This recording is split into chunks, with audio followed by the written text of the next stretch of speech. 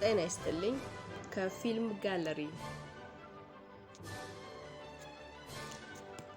ክርስቲን ከእንቅልፏ እንደነቃች የት እንዳለች አካባቢዋን ብትቃኝ ልትረዳ አልቻለችም ነበር።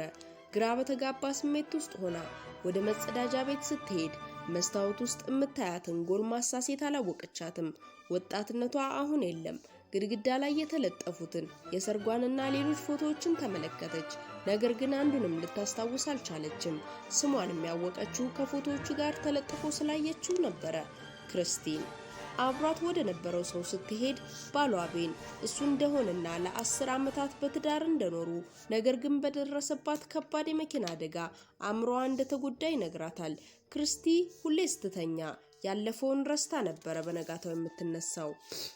ቤን ለባብሶ ወደ ስራው ከመሄዱ በፊት ፎቶዎችን እያሳያት አሁን እሷን የሚንከባከብ እሱ ብቻ እንደሆነ ይነግራታል። ክርስቲን ናሽ በሚባል ኒውሮሳይኮሎጂስት ክትትል ታደርጋለች። ሐሳቧን ሁሉ እንድትቀርጽበት ካሜራ ሰጥቷታል። የቀረጸችውን ቪዲዮ እንድታይ ለማስታወስም ሁሌም ጠዋት ይደውልላታል።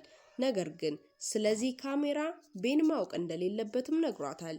ናሽ በአንድ ሆቴል አልጋ ክፍል ውስጥ ጥቃት ከደረሰባት በኋላ በዚህ በሽታ እንደተያዘች ማስረጃ ስላገኘ ያሳያታል። ቤን የነገራት ነገር ግን የመኪና አደጋ ደርሶባት እንደታመመች ነበር። ከዛም ከሕክምናዋ በኋላ ክሌር የምትባል ሴት ታስታውሳለች። ቤን ክሌር ጓደኛዋ እንደሆነችና በበሽታዋ ምክንያት እንደራቀቻት ይነግራታል። በሚቀጥለው ቀን ክርስቲ ሆዷን አይታ አደም የሚባል ልጅ እንደነበራት ስታስታውስ በንዴት ቤንን ለምን እንደደበቃት ትጠይቀዋለች። ቤን ልጃቸው በ8 ዓመቱ ታሞ እንደሞተ ይነግራታል። ቀጥላም ክርስቲን ማይክ የሚባል ስም እንዳጠቃት ታስታውሳለች። ይህንንም ማሽን ባገኘችው ጊዜ ስትነግረው አቅፎ እያረጋጋል ሊስማት ሲሞክር ዶክተር ማይክ የሚለውን ስሙን ታያለች። በሚቀጥለው ቀጠሯቸው ማሽ ለሷ ያለው ስሜት እየተቀየረ ስለመጣ ከዚህ በኋላ እሱ እንደማይከታተላት ይነግራትና ክርስቲን ጥቃት ከደረሰባት በኋላ ከባሏ ተፋታ ወደ ሕክምና ማዕከል ገብታ እንደነበረ ከዛም እንደገና ባለቤቷ ሐሳቡን ቀይሮ ቤቱ እንደወሰዳትና ክሌር ማዕከሉ ውስጥ እያለች ተጠይቃት እንደነበርም ይነግራታል። ክርስቲን አድራሿን ተቀብላ ለክሌር ትደውላትና ተገናኝተው ክርስቲን ከደረሰባት ጥቃት በኋላ ክሌር ከቤን ጋር ለትንሽ ጊዜ ግንኙነት እንደነበራትና ቤን ለክርስቲን እንድትሰጥለት የሰጣትን ደብዳቤ አውጥታ ትሰጣታለች። ደብዳቤው ላይ ቤን እንደሚወዳትና ለልጃቸው አዳም ደህንነት ብሎ እንደራቃት ጽፎላታል። ከዛም ክርስቲ በየቀኑ ትቀርጻቸው የነበሩትን ቪዲዮዎቿን ለቤን ታሳየዋለች። ቤን ግን ከማሽ ጋር ባላቸው ያልተገባ ግንኙነት ይወቅሳትና መቷት ይወጣል። ከዛ ግን ክሌር ደውላ ቤን አብሯት እንደማይኖርና ከብዙ ዓመታት በፊት እንደተለያዩ ትነግራታለች።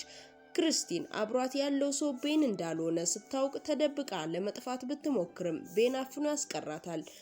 በሚቀጥለው ጠዋት ስትነቃ ክርስቲን ሁሉን ነገር ረስታው ነበር። ከዛም ያስቀመጠችው ቪዲዮ ስትከፍት ቤን እንደምትወደው የተናገረችውን ታያለች። ያኔም ቤን ይደውልና ለራት እንድትዘጋጅ ከነገራት በኋላ ማሽን ሄዶ ከክርስቲን እንዲርቅ ያስጠነቅቀዋል። ምሽት ላይ ቤን ጥቃት የደረሰባት ሆቴል አቅራቢያ ይወስዳታል።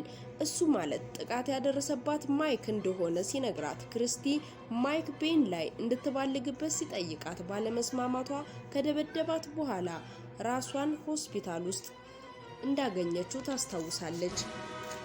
ከዛም ማይክል ቤን እንደሆነ እያስመሰለ መኖር ስለሰለቸው ሁለቱ በሰላም አብረው ቢኖሩ እንደሚሻላቸው ሲነግራት ብጥብጥ ይጀምራሉ።